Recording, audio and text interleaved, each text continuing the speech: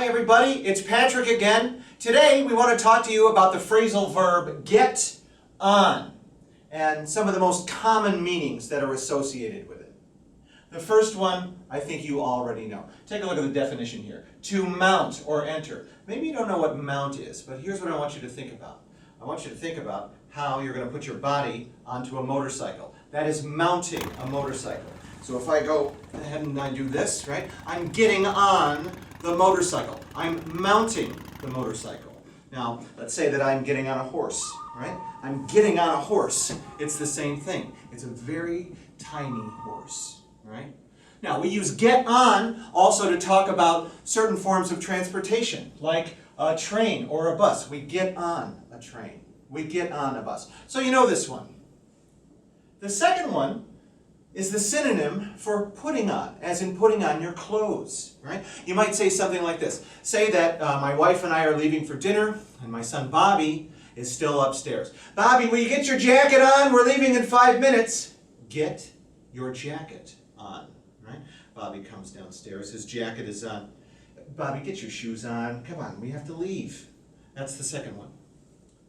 Now the third one, to have a good relationship. Sorry, my jacket kind of smushed that, but my good friend Anna will put the word right down here. To have a good relationship. For this one, we're going to say get on plus with, right? So, for example, we might say something like, hey Patrick, how are you getting on with your classmates? How are you getting on with your classmates? Now, when we respond, we might not need the with. We might say, I'm getting on very nicely, or we are getting on very nicely. To have a good relationship with. Or we could say, we are not getting on at all, right? Which means that I'm cooler than my classmates. Okay? Now the next one, right?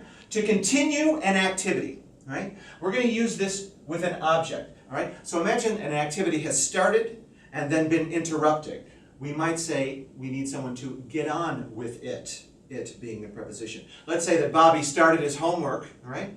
But then he stopped for whatever reason. I might say, Bobby, we need you to get on with your homework, right? So that you can have ice cream later. Please get on with your homework.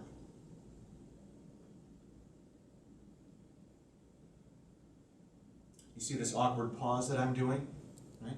Right now, some of you viewing at home might be saying, what's he doing? But Anna, behind the camera, is secretly thinking to herself, Patrick, will you get on with it? That's how we use that one. And finally, if we say it is getting on, right? Getting on, we're saying that it's getting late. It's growing late. It's really getting on. I need to leave. Thank you so much for your time, folks. Have a wonderful day.